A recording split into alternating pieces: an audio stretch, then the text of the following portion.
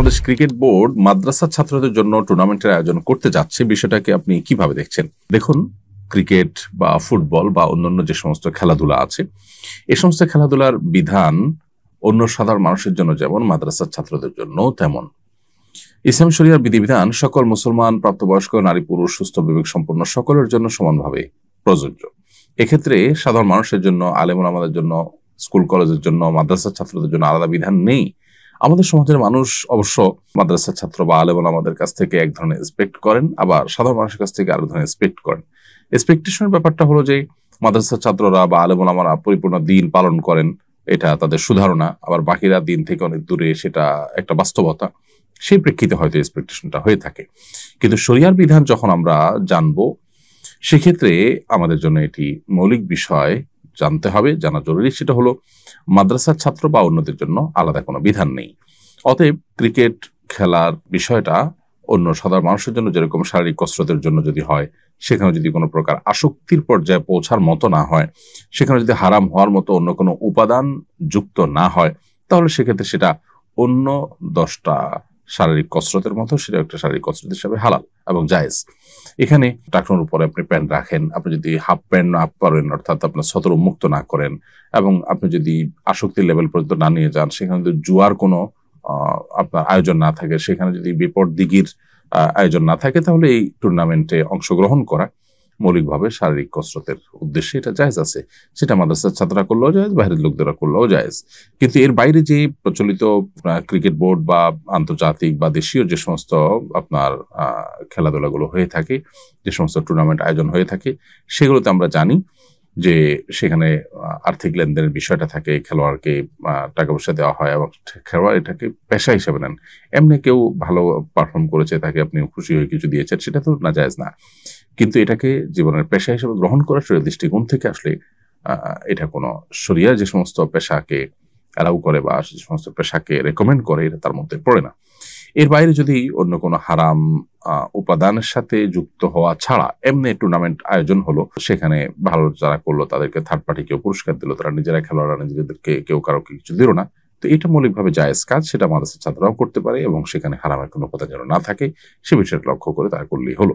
কিন্তু এটাকে আজকাল যেভাবে খুব সিরিয়াস ইস্যুতে পরিণত করা হয়েছে, বরং একটা দেশের সবচেয়ে সিরিয়াস ইস্যুগুলোর মধ্যে একটাকে খেলাকে পরিণত করা, যার নামই হলো খেলা, তামাশা, সেটাকে আপনার সবচেয়ে সিরিয়াস ইস্যুতে পরিণত করা হয়েছে। এবং এটার পেছনে যে আমাদেরকে যারা কন্ট্রোল করার চেষ্টা করছেন, তাদের যে প্ল্যান প্রোগ্রামগুলো, সেগুলো দিনের আলো মতো পরিষ্কার, যে মানুষের দিনই চেতনাকে ভোতা করা, মানুষকে দুনিয়ার মধ্যে মগ্ন করে রাখা, এবং আরো নানাবিধ সেখানে তাদের কমার্শিয়াল লক্ষ্য উদ্দেশ্য থাকে, সেগুলো বাস্তবায়ন করার জন্য জাস্ট টুল হিসাবে আমরা ব্যবহৃত হচ্ছি।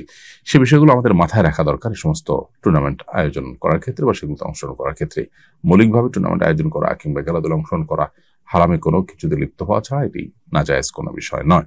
অতএব একটি মুসলিম প্রধান দেশে এ ধরনের যত আয়োজন হবে, সেটা মাদ্রাসার ছাত্রদের জন্য হোক, অন্যদের জন্য হোক, সেখানে যেন শরিয়া বিরোধী কিছু না থাকে, সেটা দেখাটাই হলো কর্তৃপক্ষের দায়িত্ব এবং কর্তব্যের অংশ। খোলাসা কথা হচ্ছে, মাদ্রাসা ছাত্ররা এটাতে অংশগ্রহণ করলে সেটা হারাম কোনো উপাদান না থাকলে, কসরত, শারীরিক কসরতের উদ্দেশ্য হলে সেটা অবশ্যই জায়েজ আছে, যেটা অন্যদের জন্য জায়েজ আছে। আর যেটা অন্যদের জন্য হারাম, সেটা মাদ্রাসা ছাত্রদের জন্য হারাম হবে। আমাদের কোম্পানি মাসিক বেতন থেকে সিকিউরিটি মানি হিসেবে একটা অংশ কেটে নেয় এবং ব্যাংকে জমা করে রাখে, যা পরবর্তী বছর ব্যাংকের ইন্টারেস্ট সহ মূল টাকা ফেরত দেয়। এই ইন্টারেস্ট কি গ্রহণ করা যাবে? খুবই প্রয়োজনীয় একটি প্রশ্ন। আপনাদের কোম্পানি যেই টাকাটা আপনার বেতন থেকে কেটে রাখে, অর্থাৎ আপনাকে দেয় না, দেওয়ার আগেই কেটে রাখে এবং কম করে দেয়, দেওয়ার সময় আপনাকে অতিরিক্ত টাকা দিচ্ছে, যেটা আপনি বলছেন যে তারা ব্যাংকে রেখে সেখান থেকে ইন্টারেস্ট পেয়ে সেটা সহ পরবর্তীতে আপনাদেরকে ফেরত দেয়।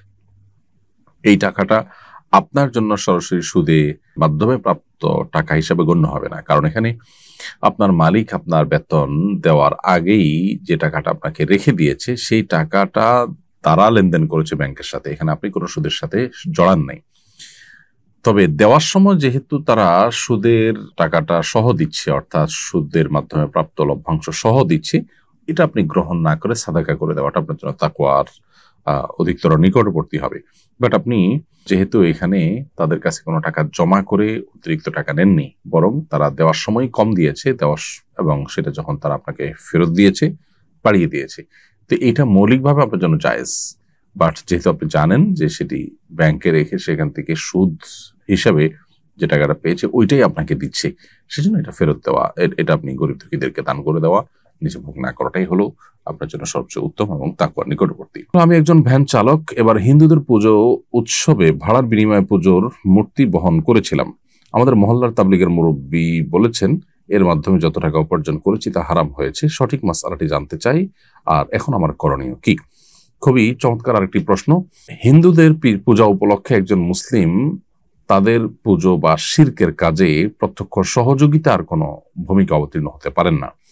অতএব আপনি একজন রিক্সা চালক হিসাবে বা ভ্যান চালক হিসাবে আপনার ভ্যান বা রিক্সায় যদি মূর্তি বহন করে সেটাকে পুজোর অংশ হিসাবে কোথাও নিয়ে যাওয়া হয়, তাহলে সেক্ষেত্রে আপনি এখানে এক ধরনের তাদের সহযোগীর ভূমিকা অবতীর্ণ হয়েছেন। অনেক হিন্দু ভ্যান চালক আছেন বা অনেক হিন্দু গাড়ি মালিক আছেন, তারা এই কাজটি করতে পারেন, কিন্তু অ্যাজ এ মুসলিম এটি আপনার জন্য করা জায়েজ নয়। একজন হিন্দু তিনি এই কাজটি করতে পারেন বলতে এটা তার বিষয়, কিন্তু মুসলমান হিসাবে আপনার জন্য, যেহেতু বিশ্বাস করেন যে শিরক আল্লাহর নিকট সবচেয়ে বড় অপরাধ, আপনি যদি কোরআনে বিশ্বাস করেন আল্লাহ তাআলার নির্দেশ এবং নিষেধকে মেনে চলতে হবে সেটাতে বিশ্বাস করেন, সো আপনার ঈমানের আলোকে এই কাজটি আপনি করতে পারেন না।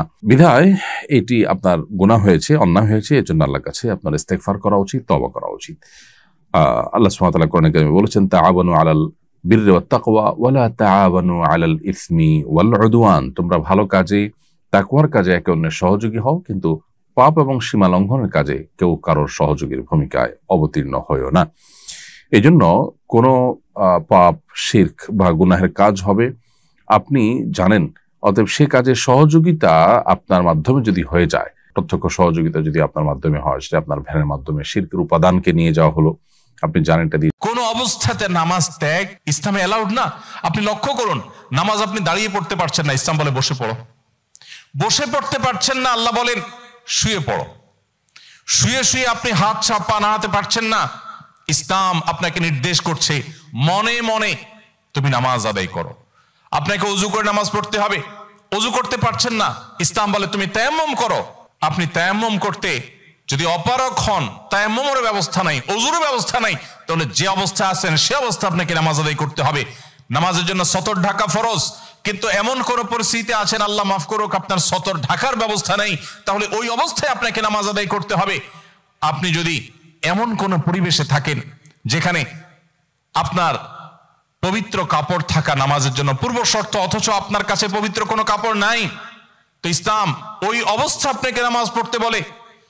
কেবলার দিকে ফিরে নামাজ পড়া ফরজ, কিন্তু কেবলা কোন দিকে আপনি জানেন না, জানার কোনো উপায় নাই, কাউকে জিজ্ঞেস করেও জানার ব্যবস্থা নাই, আপনার কম্পাসেরও সার্ভিস আপনার কাছে নাই, কোনোভাবে কেবলা নিরূপণ আপনি করতে পারছেন না।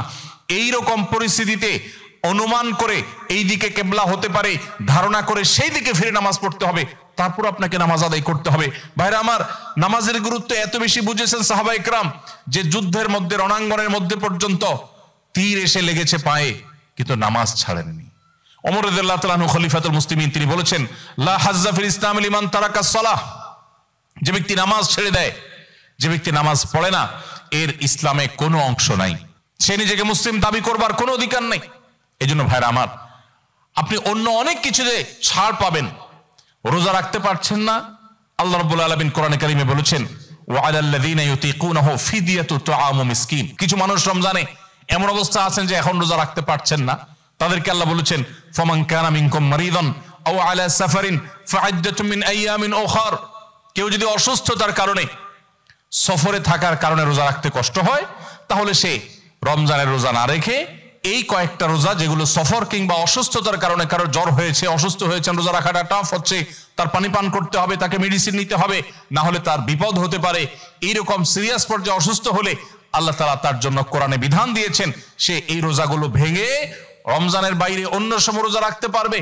আর যদি কারো রোজা রাখার ক্ষমতা একেবারে শেষ হয়ে যায়, ওয়ালাল্লাযীনা ইউতীকুনাহু ফিদিয়াতু তুআমু মিসকিন, কারো রোজা রাখার একেবারে ক্ষমতা নেই, তিনি অসুস্থ হয়ে পড়েছেন বা বার্ধক্যজনিত কষ্টে তিনি বয়সের শেষ প্রান্তে এসেছেন, রোজা রাখতে পারেন না, আর এই ব্যক্তির জন্য রোজার বিকল্প হিসাবে খাদ্য বিতরণ করতে বলা হয়েছে। মিসকিনকে একজন মিসকিনকে একদিনের খাবার দিয়ে দিলে একটা রোজার বিকল্প হয়ে যায় এইরকম ব্যক্তির, যে ব্যক্তির রোজা রাখার ক্ষমতা নাই বার্ধক্যজনিত কারণে, অথবা এমন অসুস্থতা যে অসুস্থতাতে কখনো আর সুস্থ হওয়ার সম্ভাবনা নেই, তার জন্য ফিদিয়ার ব্যবস্থা রেখেছে ইসলাম। কিন্তু নামাজের ব্যাপারে ইসলাম কোনো বিকল্প দেয় নাই। ভাইরা আমার, নামাজ এমন একটা ইবাদত যে এটার কোনো বিকল্প না, যে ঠিক আছে নামাজ পড়তে পারো না, তুমি সাদাকা দিয়ে দাও, এটা হয়ে যাবে, এরকম কোনো বিধান কোরআন হাদিসে নাই। অতএব আমরা যদি নিজেদেরকে মুসলমান পরিচয় দিতে চাই, আমাদের ইসলামটাকে যদি আমরা ধারণ করতে চাই, তাহলে আমাদের 5 ওয়াক্ত নামাজকে সর্বোচ্চ গুরুত্ব দিতে হবে, যেই কোনো পরিস্থিতিতে আদায় করতে হবে। অনেক সময় হীনমন্যতা কাজ করে যে আমার এখানে কেউ মুসলমান না, আমি একা মুসলমান, একা নামাজ পড়লে সবাই তাকায় থাকবে, নামাজের কোনো আলাদা জায়গা নাই, তো তাকায় থাকবে।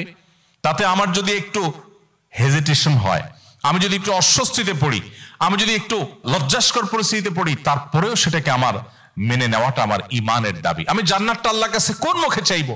অনন্তকালের সুখের ঠিকানা জান্নাত যে চাইবো, সেখানে তো আমাকে কিছু স্যাক্রিফাইস করতে হবে। এই স্যাক্রিফাইসের বিনিময় আল্লাহর কাছে আমি জান্নাত চাইতে পারি। মুসলিম ভ্রাতৃত্ব, এই মুসলিম ভ্রাতৃত্বকে আমরা অনেক মুসলিম নামাজ কালাম পড়ার পরও সেভাবে ধারণ করতে পারি না, সেভাবে আমাদের ভেতরে আমরা সেটাকে লালন করতে পারি না, যেটা আমাদের অনেক বড় একটা ল্যাকিংস বা দুর্বলতা।